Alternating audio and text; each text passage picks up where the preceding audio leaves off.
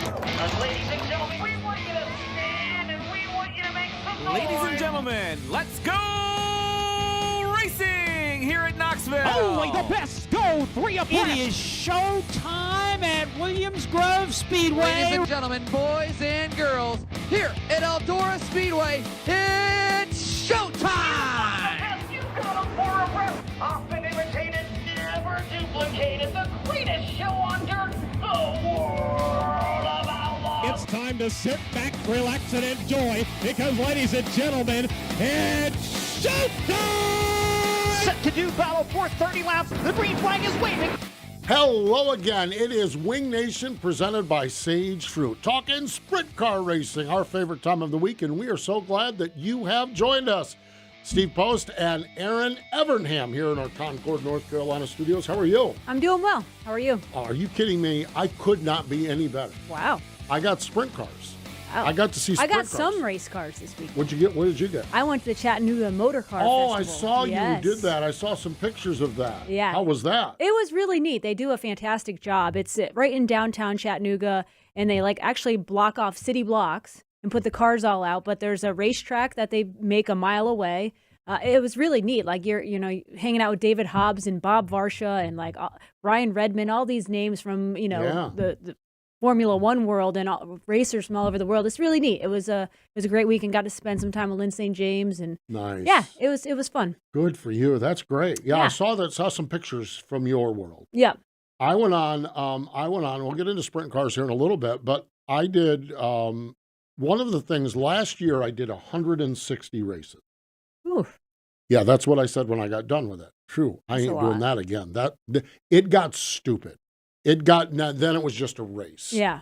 And it became an obsession. And I was driving at 2:30 in the morning, and for what? I mean, I love that I did it, but I made the decision this year that I was going to scale back. And I mean, I'm at 115 races. Oh, so yeah. but no, there's a big difference between 115 and 160. True. Because I'm taking some time and doing things.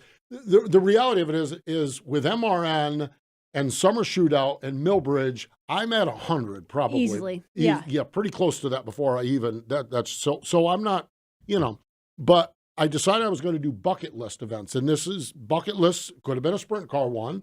My original plan was the Spring Sizzler modified race up at Stafford, but that got rained out this spring. One of the other ones that was kind of on the potential, the Asphalt Super Late Model World, the Winchester 400 up in Winchester, Yep. Indiana. And it worked out where I was able to get that. And so I put a bucket list race I'm part of a group called the Track Chasers, which is where you go try new racetracks.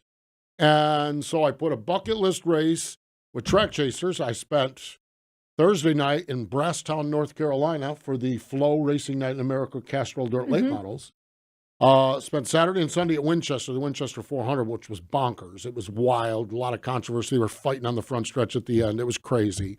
But Friday night, I went to Ohio Valley Speedway in Washington, West by God, Virginia, and watched the Ohio Valley Sprint Car Association, which is one of these great little tours that we have.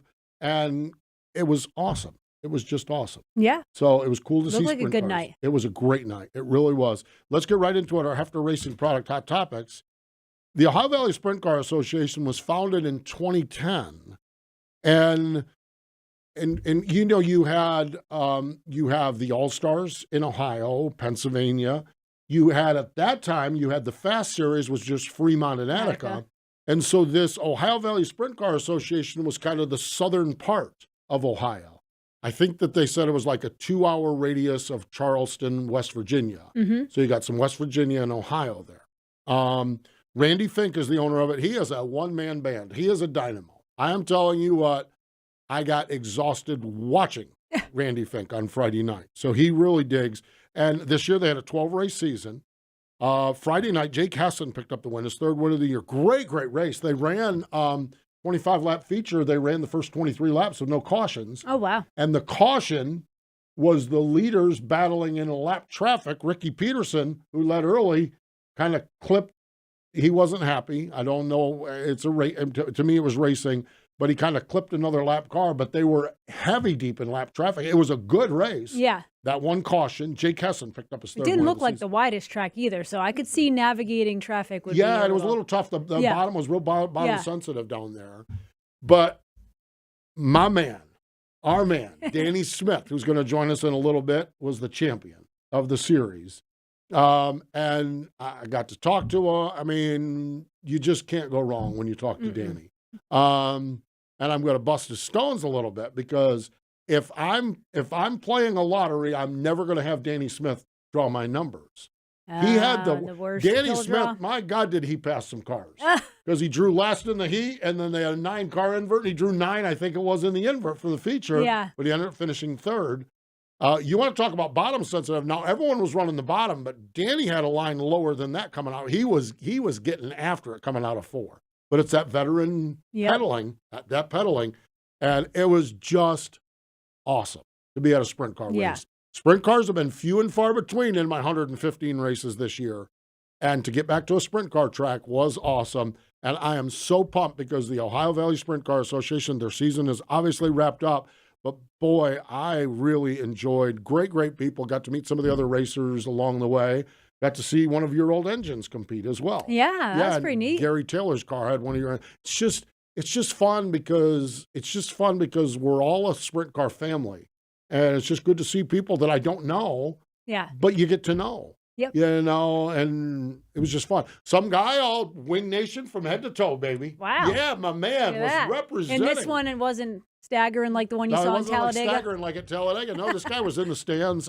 It was awesome. So kudos, a great racetrack, Friday night racetrack up in Washington, West Virginia, which is just south of Parkersburg, West Virginia, right across the river from it. I stayed in Parkersburg. What a trip. What a trip. I got dirt late models. I got sprint cars. I got asphalt super late models.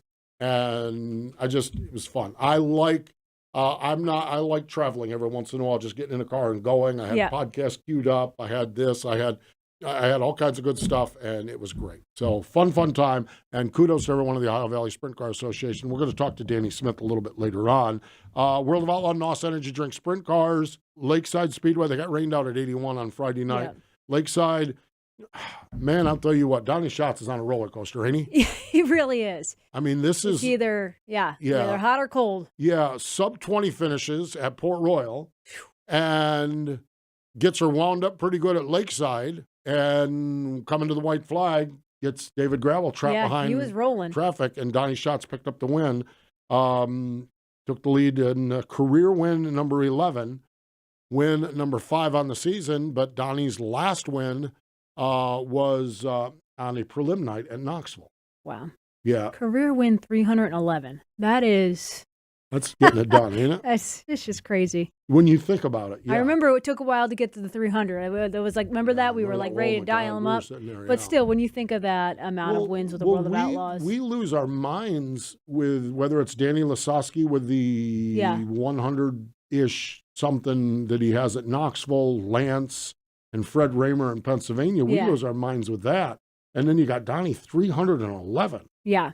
Including taking him off from Danny Lasowski at Knoxville and Lance Lewis and Fred Raymer in Pennsylvania. I mean, 311 is amazing. I need to go back and look at the stats. I forget where Steve is at. Kinzer. Oh, it's not even close. Because it was like 500, but that was before they counted preliminary nights as A mains. Yes. And when they added that to it, it was like, that's just... Yeah, Steve's is ridiculous. It's like 800 or something. Like that. It's just great. It really, truly is.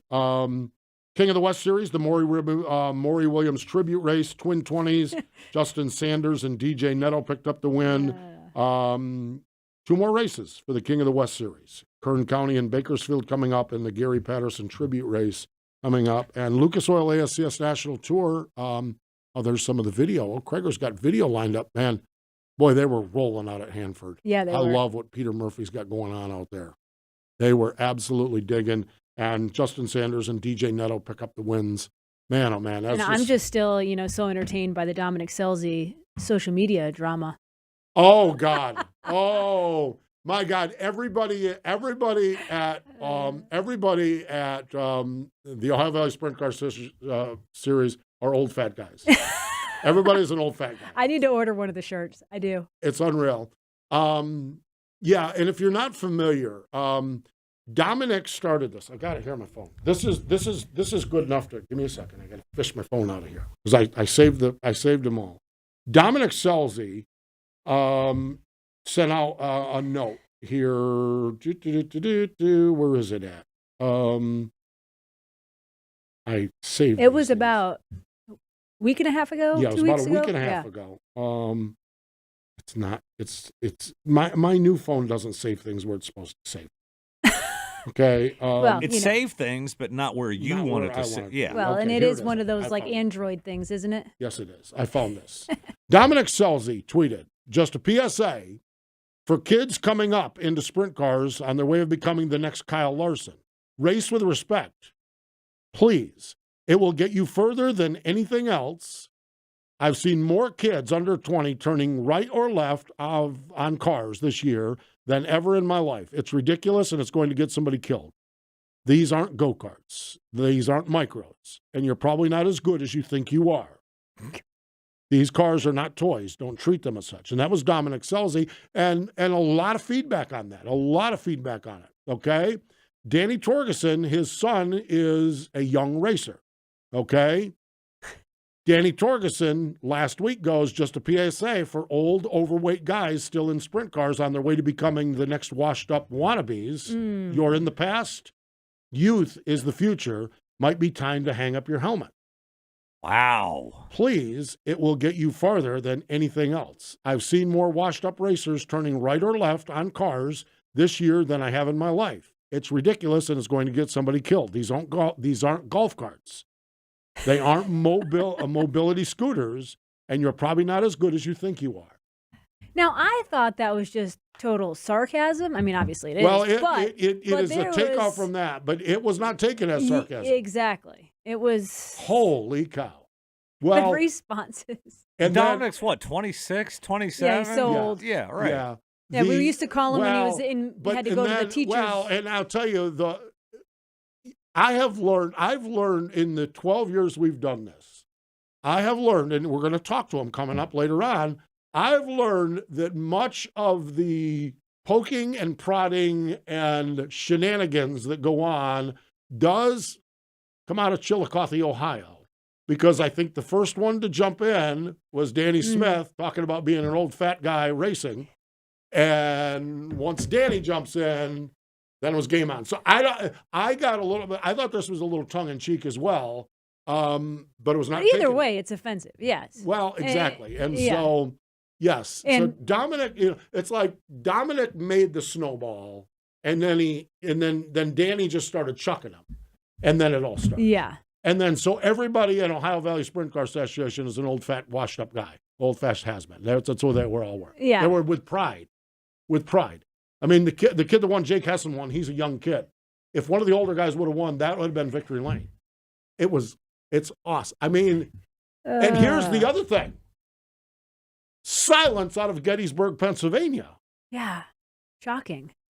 Because there's somebody sitting in Gettysburg, Pennsylvania that had to have his phone. He had to be twitching. Danny Dietrich had to Maybe be twitching. we were waiting for the final We word. got to check with him. Maybe is he all right? Dial him up. Send the troops. Wild stuff. By the way, Yes. so answering a question you guys had earlier, Steve Kinzer, 690. 690. 690. Okay, so yeah. it's about Yeah, 700. Yeah, 690. Awesome. Good stuff. So there you have it. A little extra bonus social media drama, too. Yeah. It's awesome. And it's just, Well, and now there's the T-shirt. there's the T-shirt. Everyone's There's wound all. up. Oh yeah. Everyone is wound up. And he's donating all the proceeds to the benevolent fund. I love it. Yes, exactly. I need one. Wound up. Wound up. I am telling you, we're going to talk to Danny later on. We're going to talk to Sam Hafertepe Jr. Picked up both wins at Devil's Bowl, and then we learned last week, there's been a lot of speculation. We learned that the Devil's Bowl is for sure out, gone. sad. After Racing Products, the absolute #1 pit utility vehicle in sprint car midget racing is a custom mule conversion from HRP. It starts with a solid platform, a dependable, great-looking Kawasaki mule. And they're customized and built to each customer's specifications, like generator, air compressor, shock and radius rod racks, amazing toolboxes and drawers, LED lighting, walk-on roofs, and more. HRP mule conversions perform, outlast, and maintain their value better than any other utility vehicle. HRP Mules raising the standard again in pit utility vehicles. www.hrpracing.com. Stay with us. Sam Hafertepe Jr. He joins us next. Perfection isn't easily achieved. It takes hard work, dedication, and perseverance. Through their commitment to excellence, Sage Fruit Company has been supplying customers with the best tree fruit in the Pacific Northwest for over 3 generations. They work hard on the farm, in the packing facilities, and with their retail partners to provide consistent, high-quality apples and pears all year long. Look for Sage Fruit at your local grocer. The National Sprint Car Hall of Fame and Museum's newest exhibit will be our track tribute to Williams Grove Speedway inside the museum's main floor from April 3rd through October 2nd this year. You'll learn about the beginning of Williams Grove Speedway and the evolution of sprint car racing on the East Coast through 8 of the iconic big cars and sprint cars that made up the history of Mechanicsburg, Pennsylvania's Williams Grove Speedway. Plus, you'll see videos of historic National Open sprint car races and other racing events that put Williams Grove on the map. That's the track tribute to Williams Grove Speedway, featured April 3rd through October 2nd at the only museum in the world solely dedicated to sprint car racing, the National Sprint Car Hall of Fame and Museum in Knoxville, Iowa. Welcome back. It is Wing Nation presented by Sage Fruit. Let's go to the Sage Fruit hotline. I love when I dial up the World Wide Web and see a smiling Sam Hafertepe Jr. in victory lane, and we saw it a couple times this year. He swept the ASA National Tour weekend at the famed Devil's Bowl. 65 career ASA National Tour wins, 9 wins at the Devil's Bowl, and he joins us on the Sage Fruit hotline. Hello, Sam. How are you? I'm doing great. Doing great. I guess you are, that's for sure. It's been a weird season for you, and I know you haven't been to victory lane as much as you want to. Of course, you're a race car driver. Nobody has, but has to feel really, really good to string a couple nights together like you did at Devil's Bowl this weekend. Yeah, I mean, I think we've still known we could, compete. Obviously, at the ASCS 360 level, we've always known that. It's never been. I don't think we've ever questioned that. Obviously, this year we haven't made our stamp on the 410 ranks as much as we would have liked. But 410 right now is probably most competitive as any type of racing I've seen in a long time. So. It's just the reality of 410 racing right now. For sure. Sam, talk about the weekend. It seems like, Saturday night you for sure had the car rolling. I thought it was interesting after the race. You talked about how, you went flag to flag, started on the pole, but you said you kind of weren't going as hard as you needed to or something along those lines because you knew you were going to get to lap traffic so quickly. Talk about, as a driver, how you gauge that, especially if you're leading. Well, I just knew how good our car was, and I could tell we were so good that the only like in wing racing now, dirty air is so bad that sometimes if you get to lap traffic, it can really hurt you if things don't go your way. So I just knew if we if the cautions rolled right, I could probably run hard for the whole time, but the cautions didn't really fall right to do that. They'd leave us too many laps left to keep running continually hard. So I just basically gauged myself to where I thought I was running a fast enough pace to where I didn't really have to catch lap traffic as fast as I, just if I could maintain where I was still gaining or staying ahead of second place and making some gains there. I just didn't want to hit lap traffic because.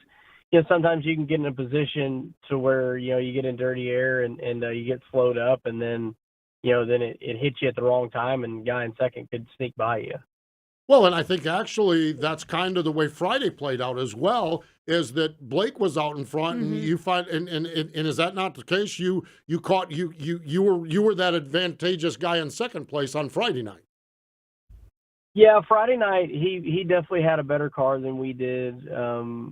But early on, I tried to run the bottom some, which wasn't the place to be. But I tried to run the bottom some just to see how good it was gauging it towards the top of the racetrack. And I could maintain with him, and I knew once we got to lap traffic, if he never tried the bottom, that he probably wouldn't even try it. So, and that's actually how it worked out. We got to lap traffic, and he tried to stay on the top and try to clear lap cars, and he did for a while. And then, we hit one just right, and it gave me the opening to get to the inside of him. And I thought he would actually go to the bottom the next lap, and he didn't. And kind of got pinched behind that lap car, and that won us the race. And we were lucky enough to get the win that night, and not running 360s very much this year. It's hard to dial your car in the first night when you haven't been running it that much. So the second night we came back and we made some really good changes, and then basically, obviously, we had a dominant race car. Quick time overall, won the heat from fourth, and then obviously won the feature from the pole. So it was about as storybook as you could get on Saturday night. I want to go back. I want to go back to follow up on your answer to the previous question. You talk about leading, to Erin's question about leading. Is it, and I have never sat in a race car, so I'm not the racing guy. And are there clues other leading the race and trying to hold a margin without getting into lap traffic? And I know we see some guys at certain places, they talk about a quick view of a video board or other things. Is it just a sense in a situation like that on Saturday night where you just sense what you're doing? Do you hear anything? What cues do you use to gauge the pace that you need to run? You can hear stuff. Nowadays, like it's pretty distinctive when you've got a guy on you, especially when it's the Saturday night it got kind of right around the bottom, so it wasn't like a guy was just going to run a different line than you and pass you. So, I could, and obviously it was a sense as well. Like, I think every driver has some type of sense, obviously. And then, obviously you can hear if a guy's right on top of you as well. So it's, you just kind of use both of those things. And, and I know we qualified quick time over the field, and probably by like 0.2, and I know what I felt like at that time. So I knew how much better I felt in the feature, and I was like, well, I don't think there's, we're so good that it would take something, somebody'd have to do some magical stuff to pass us in a situation like that. So it's just kind of a sensation of all those things. Sam, you talked about not running the 360 all that much this year, and how Friday night it took you obviously not long, but a little bit of time to dial the car in. Well, you talked about how competitive the 410s are. Does it, obviously it doesn't really mess you up going back to 360 because you won both nights this weekend, so that's kind of a dumb question, but does it take a little bit of time to adjust when you haven't been running the 360 as much? Oh, for sure. Like I really noticed it when we went to Canada, a month ago for the Canadian Nationals. We still won. I mean, we won almost every time we hit the track except the last race. But we didn't really. I didn't feel like we really had a dominant car on the Friday night, and I felt like it took us some time to work. It was a good thing we had a practice session on Thursday.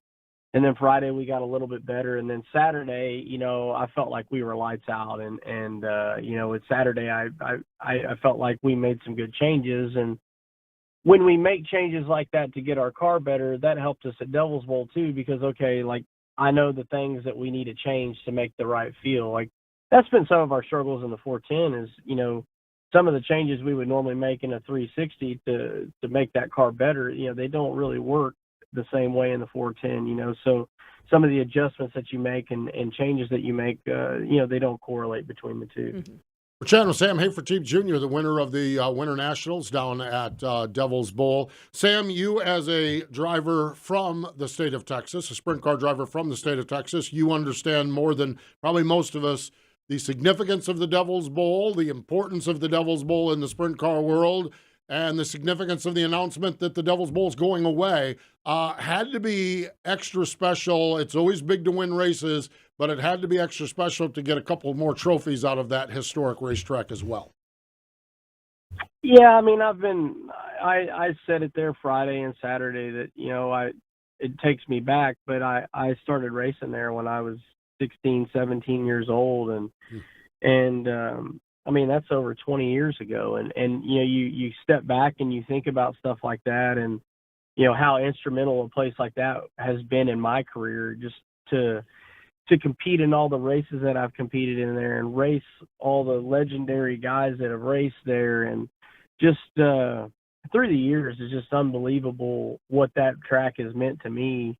And it's obviously, with it going away, it's a hard pill to swallow for everybody around this sorts, because Devil's Bowl has always been the place, and there's not going to be a track that comes to fill that slot. It's similar to like I-30 Speedway last year.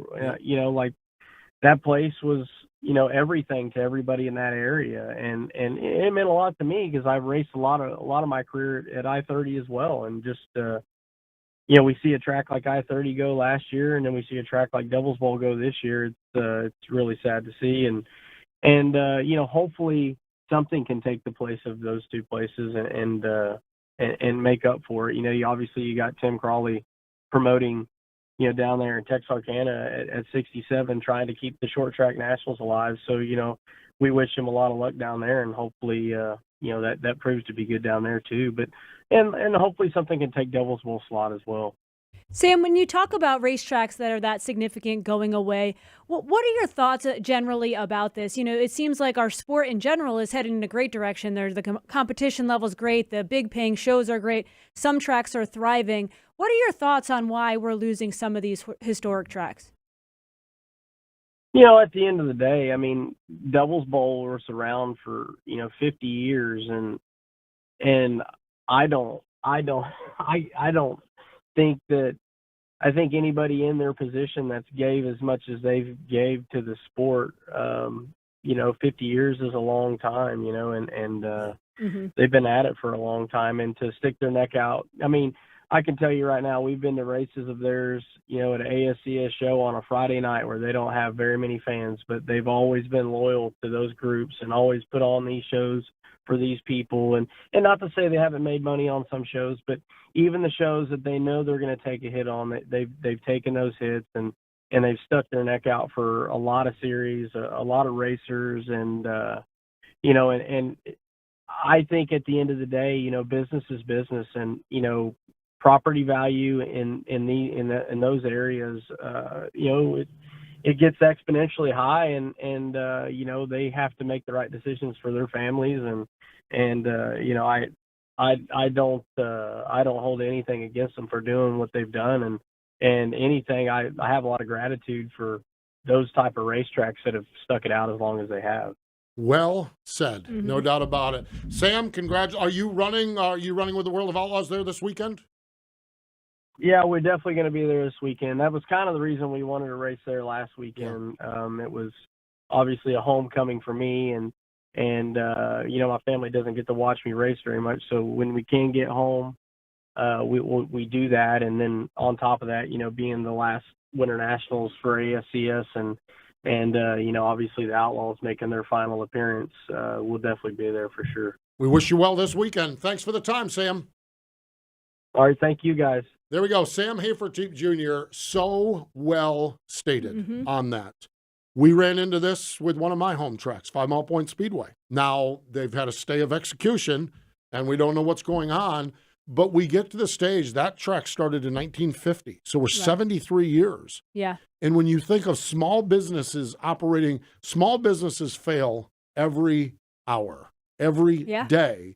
And so when you think of tracks, whether it's 5 Mile Point, my original home track, I-30, Devil's Bowl, these small businesses have been going on forever and ever, and there's no guarantee that a small business and a small business family is going to continue on. So that is so well said for Sam, and I respect his opinion, his statement that, yes, it's sad, but the gratitude that we've had to run with these places that we've had is really, really well stated. We need to step away. When we come back, Danny Smith joins us next. Perfection isn't easily Clear, achieved. and Danny's with us. It takes hard work, dedication, and perseverance. Through their commitment to excellence, Sage Fruit Company has been supplying customers with the best tree fruit in the Pacific Northwest for over 3 generations. They work hard on the farm, in the packing facilities, and with their retail partners to provide consistent, high-quality apples and pears all year long. Look for Sage Fruit at your local grocer. The National Sprint Car Hall of Fame and Museum's newest exhibit will be our track tribute to Williams Grove Speedway inside the museum's main floor from April 3rd through October 2nd this year. You'll learn about the beginning of Williams Grove Speedway and the evolution of sprint car racing on the East Coast through 8 of the iconic big cars and sprint cars that made up the history of Mechanicsburg, Pennsylvania's Williams Grove Speedway. Plus, you'll see videos of historic National Open sprint car races and other racing events that put Williams Grove on the map. That's the track tribute to Williams Grove Speedway, featured April 3rd through October 2nd at the only museum in the world solely dedicated to sprint car racing, the National Sprint Car Hall of Fame and Museum in Knoxville, Iowa. We're already having fun. We dial up our drivers during the break, and we get a chance to talk to them, and we're already having a blast talking to Danny Smith, who joins us now for real on the program on the Sage Fruit Hotline. He is the 2023 Ohio Valley Sprint Car Association champion, of course, Hall of Famer, and so many other accolades. Danny Smith joins us. Hello, Danny. How are you? Hey, guys. Thanks for having me on. I'm good. Well, I bet you are, Danny. First and foremost, just a real joy to get a chance to see you in person and watch the race on Friday night. And was this kind of the game plan all along, this Ohio Valley Championship, or did you get started down this course? How did this season play out for you to get to this point where you got another championship? We didn't really have any plans coming into this season. We started our annual trip down south and ran the 410 and 360 stuff. Then I only have the one motor, and we couldn't race it to death. We had to make it last all year. So diesel fuel's high. We're getting old. We're going to stay close to home this year and run everything close to home. So this weekend will be our first road trip since April. So we stayed close to home. The Ohio Valley Series worked out very well for us because they're all within a couple hours of the house, plus our races at Atomic and the other tracks we run around here. So that kind of turned into the plan as the season went, and it worked out pretty good. It sure did. Danny, with all the races you've won, and I'm sure championships you've won, what does this one mean to you? It has to be pretty special to wrap up a championship like this. Yeah, it is. 50th year driving these things, 66 years old. You know, we're getting fatter and older by the minute. So it's good. Good for our crew. Keeps everybody pumped up. Good for the fans. Keeps them happy. Our sponsors happy, and just another feather in your cap. And it's fun, you know. Racing isn't always about winning, but it sure does help and make life so much easier when you win now and then. No doubt about Sure it. does. No doubt about it. This series, Randy Fink is the owner of this series, the Ohio Valley Sprint Car Series. He really seems to have found a little niche here around your area that not only you, but my gosh, that's a pretty good local crop of racers that you have up in this area that maybe we don't see with the All-Stars and we don't see with Fast. We don't even see Attic on Fremont. That Southern Ohio, West Virginia is a pretty good little bed of race cars. Yeah, it's good for all the local guys around here that, gives us a place to race, some tracks we don't normally go to. I think we got 6 or 7 tracks in this year, and plus I had a few more, but the rain got us. But worked out really well for, the local guys around here at Atomic can stay home and race. And then when we go travel with Randy's deal, it's not much traveling. It's a no pressure series, kind of a grassroots series. And it was started by a West Virginia racer. And turned it over to Randy a few years ago, and it's worked out really well for us. Yeah, it sure has. Danny, 50 years in a sprint car. Being a sprint car driver is not the easiest lifestyle to live and manage. How have you been able to make it work for all those years and successfully make it work? And I think you have wins in pretty much all those years. What do you attribute to making it last so long and doing so well? I think the main reason I'm still racing is, and it's not by choice, it's just the way it turned out. I've never had any kids. So no kids to focus on, no grandkids to focus on when I'm my age now.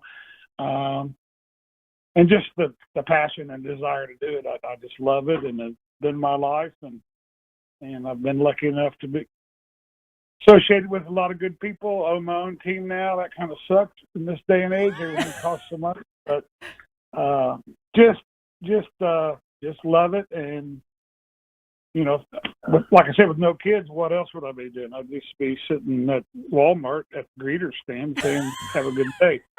So might as well keep on racing. Might as well, that's for sure. We don't need you there at the Walmart. We need you out at the racetrack with the smiley face on your back. That's it. Yeah. Asking people if they worked out good. I get to live my dream and do my passion. And still at 66 years old, I still have the passion to do it. So it's harder and harder. The car owner part is stressful, but got a lot of little sponsors, no big major ones that keep us going, and got a lot of great fans out there that are always on my side. So it's always good to keep going and make them happy. Well, I always look forward to when you release your new paint scheme every year. That's one of my highlights of the spring. Of the off-season, exactly. Stay tuned. Wow. Next year's 50th anniversary season, since we got 50 years in the book. So we might have something a little different. Might change the shade of white or the shade of red. But yeah, we might have something a little different. You're going to have to stay tuned, and maybe around Florida time, everybody gets to see it. Man, oh man, that is one of the highlights of the offseason for sure. Danny, you stuck close to home, but we were talking off air. You're getting ready to go some 360 racing with Pete Walton. And what were you saying? You've got someone working with you on a motor or something new. What's going on with your engine program on the 360 side? My engine builder, J&D, who's done it for years, retired. Okay. And some of my other sponsors, Kier Speed Shop, they're all retired, so I'm outlasting them. Scott Baylor near Dallas, Texas, is going to do my 360s, and after we get done with this weekend, we're going to take what's left to him and have him get it ready for Florida. Danny, I know you've followed the USCS for years and Pete's program. How nice is it this year to have that Ohio Valley Sprint Car Series, and just like you said, all within a certain radius of your home? How nice is that for you at this point in your career? It's good to be home. Get to see my wife every day, and she works so many different odd hours. She's an RN at the local VA here and takes care of our vet. So it's good to be home and see her a lot, take care of the animals, and give her a break. Nice to sleep in your own bed about every night, but I still miss the road.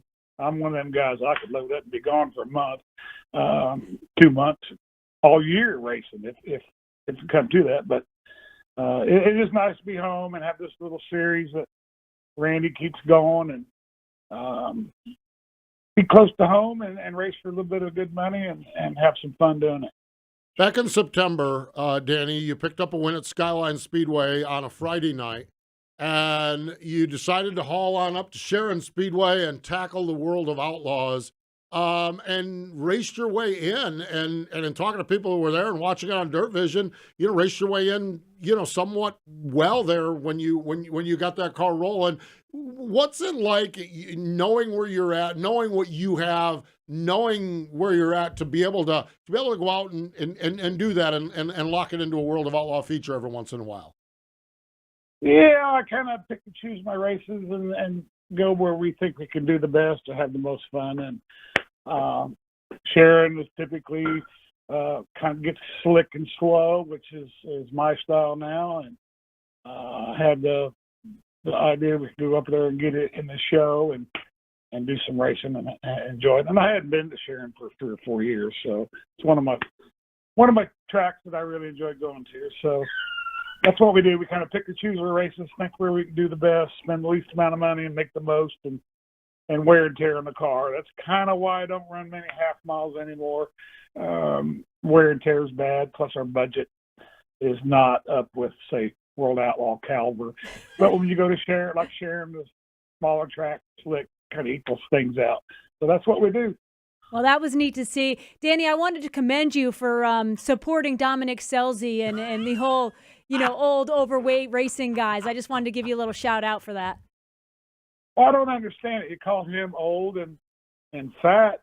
He ain't old. Young. He's young. That's right. Seriously. But yeah, we had some fun with that. You got to have fun with it. And Dominic's the type of guy that he kept it.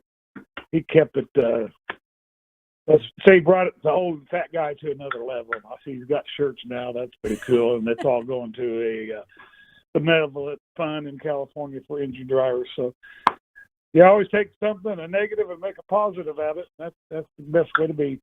Absolutely. Good stuff. Final question for you, Danny. I told Erin, I said if I ever was going to pick numbers for the lottery, I was not going to have you pick because, my God, after Friday night, you might be the worst drawer in the planet. You picked last in your heat race. You drew at the back of the redraw. You had to made yourself pass a lot of cars on Friday night. Well, I was the last one in the redraw, and there was a 2 and a 9 left for the feller in front of me to draw, and of course he drove the 2. So I was stuck with what I got. Sometimes it's number one, but just got to roll with the flow. And that racetrack was in pretty good shape. It was a fun race to run, and had a couple of grooves where you could pass cars, and it worked out good. It did. You were passing. Yep. 4th place finish, made a little money, had a lot of fun, and Ohio Valley is about as grassroots of a racetrack as you can get to. They start out with the kids and the mini wedges, and then they had 6 or 7 different classes of all different kinds of cars, and a small track, small facility with a big crowd. So it doesn't get any better than that. Boy, you are so right about that. They do it, Aaron. They bring out at 6 o'clock. They have the kids on the mini wedge on a little oval in the infield, and the big crowd. He's not exaggerating there. There was people all over the place. So really cool. Danny, congratulations on the championship, and good always catching up with you. And thanks for joining us here on Wing Nation.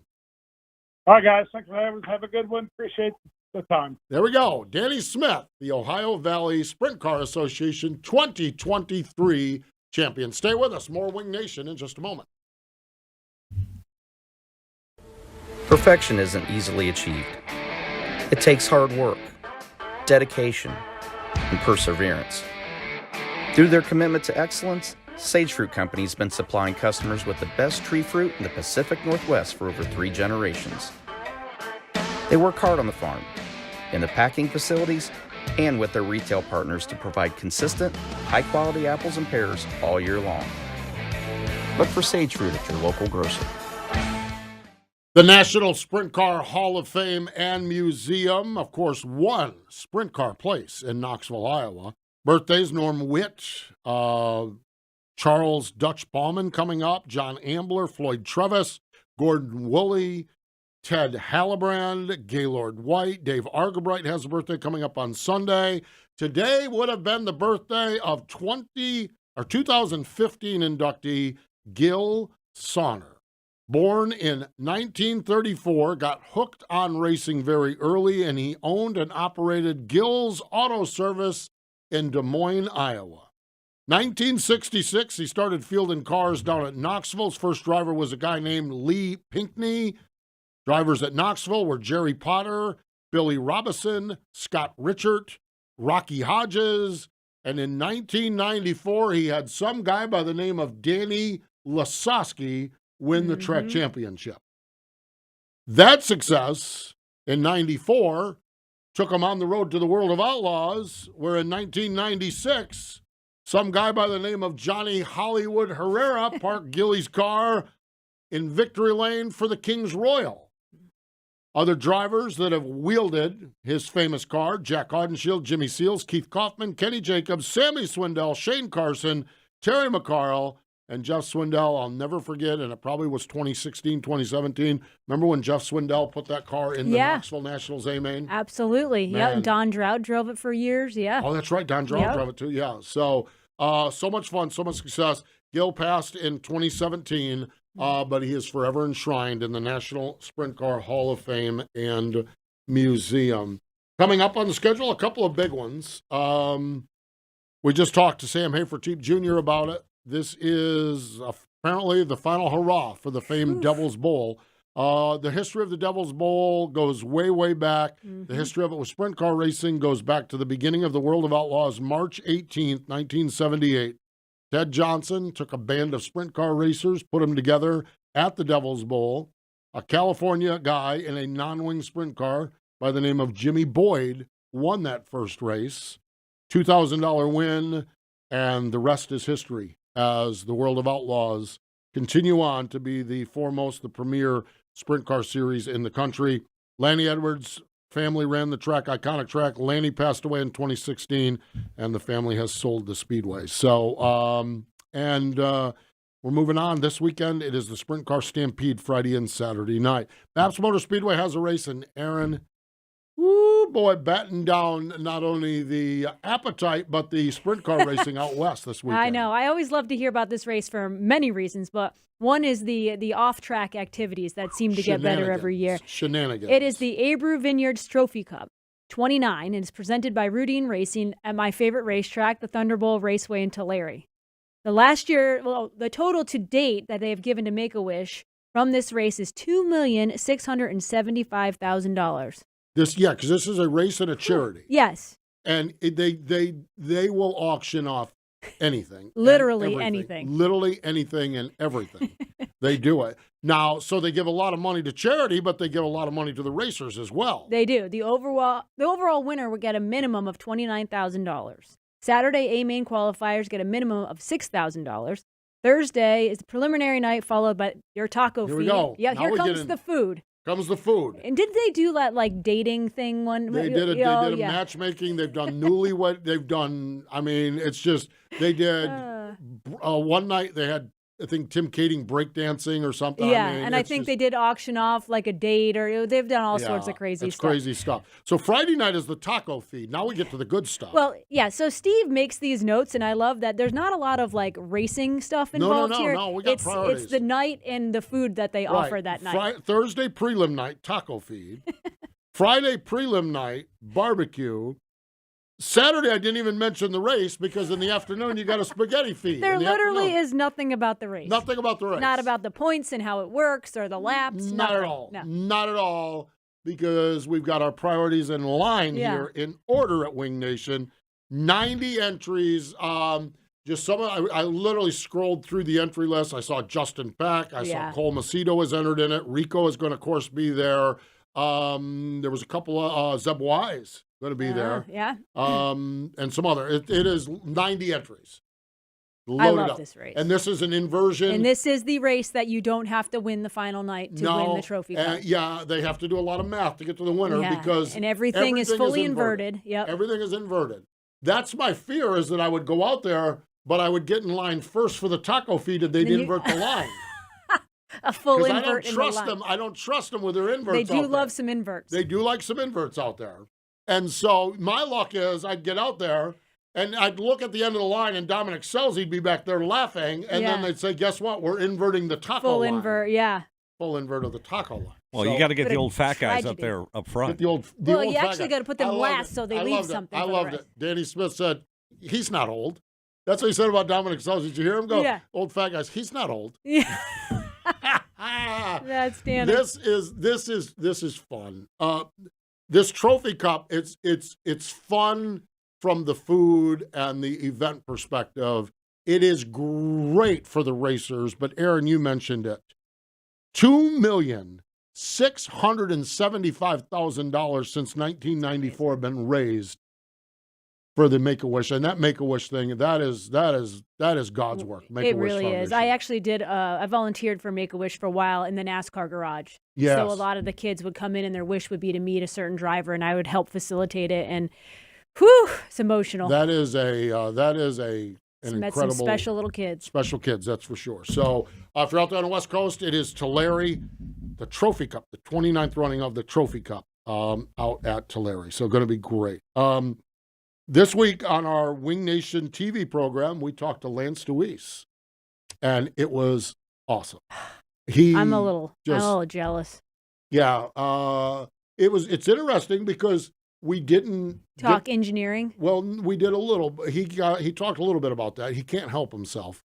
But no, But it was fascinating because, like, for the first time, we couldn't really talk much about the Dream Team.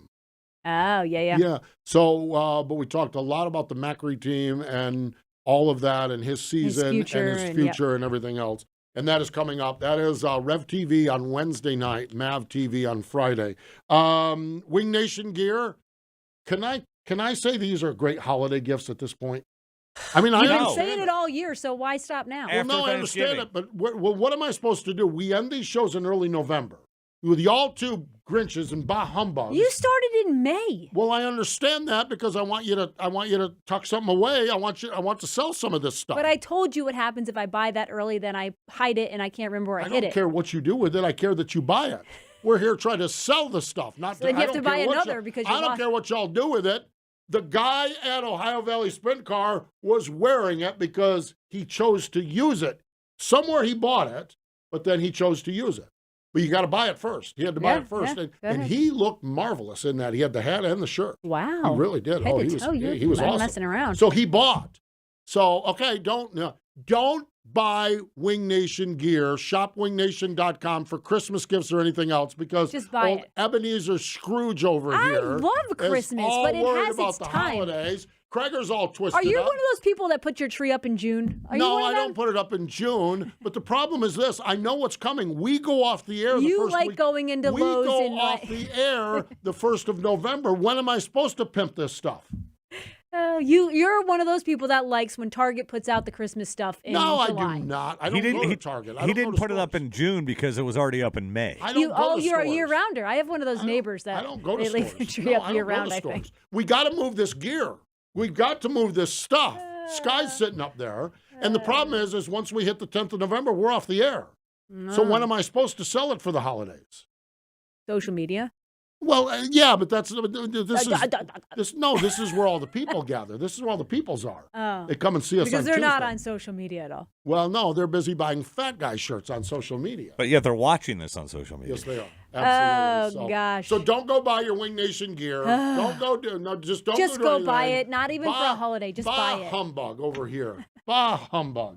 Oh, well. Happy Fun Halloween. Stuff. Happy Halloween. Go buy it for Halloween. Just give it to the trick-or-treaters. There you go. There you go. Yes, that's it. Buy a bunch of Wing Nation hats and give it to the little crumb crunchers, them little crumb crunchers running around your neighborhood. They could dress up like Steve Post. Yeah, there we go. Get Do a wig that, too. and, Oh, there my we God, go. we can sell wigs. Yeah, we can sell wigs, exactly. Get That's the Steve right. Post hat and wig Luscious combo. locks, Oh, wigs. see, that's now all of a sudden luscious locks. That's right. Who was the one that said that? I don't remember. Someone said but luscious man, locks. I know exactly who I'm being for Halloween now. There we go. Absolutely.